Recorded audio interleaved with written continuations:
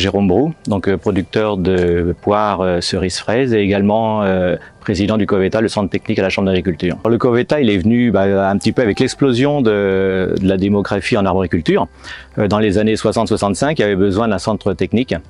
Donc c'est là que le COVETA il avait été créé à l'époque pour justement donner des conseils aux agriculteurs, aux arboriculteurs plus exactement. Le COVETA s'occupe de 3 cultures, pommes, poires, cerises, sur une superficie aujourd'hui de 500 hectares. Donc on produit à peu près 20 000 tonnes de pommes et de poires et 1000 tonnes de cerises. Les Loiretains peuvent connaître la pomme via des marchés locaux de producteurs, parce que la pomme dans le Loiret est essentiellement vendue de cette façon-là, un tout petit peu en grande surface locale.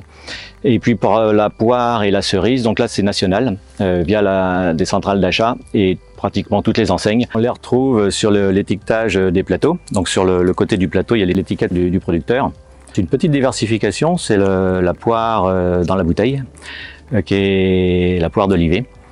Donc ça on la retrouve essentiellement en grande distribution locale ou alors aux établissements Covifruit à Olivet. Nous avons essentiellement une variété qui part à l'export, qui est l'Angélis, qu'on retrouve notamment sur l'Angleterre et un petit peu les États-Unis. Alors les idées reçues sur la filière sont malheureusement un petit peu négatives par rapport à l'agribashing.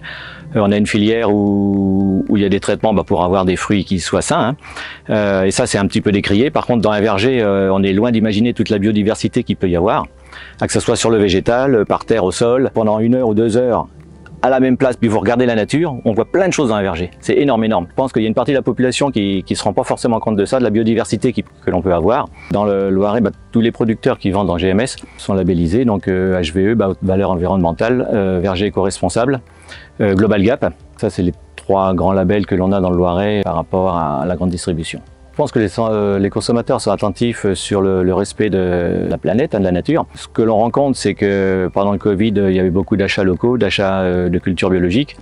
Une fois que le pouvoir d'achat vient là, on oublie la production locale, on oublie la production biologique ou certifiée avec différents labels, HVE, verger éco-responsable, au détriment de produits beaucoup moins chers qui viennent à l'autre bout de la planète et qui sont produits, on ne sait pas forcément comment, et de toute façon beaucoup moins vertueux que ce que l'on peut faire chez nous. J'attends du consommateur du Loiret qui consomme quand il le peut Loiret. Des producteurs du Loiret, il y en a quand même pas mal et c'est important de consommer local. Et s'il le peut pas, qu'il consomme français plutôt qu'étranger.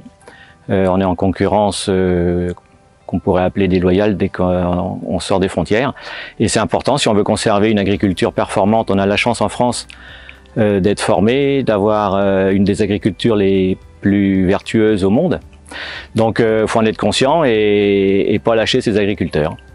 Alors oui, on recrute puisque généralement on a des salariés permanents qui sont là sur l'exploitation, mais quand ils prennent leur retraite, faut les remplacer. Ça c'est quand même compliqué parce que c'est relativement technique, des métiers techniques. Et puis donc les travaux saisonniers, donc ça va de l'éclaircissage manuel à la récolte, où là on embauche sur le Loiret environ peut-être 500 personnes. Je réalise des visites de mon site par le biais des écoles.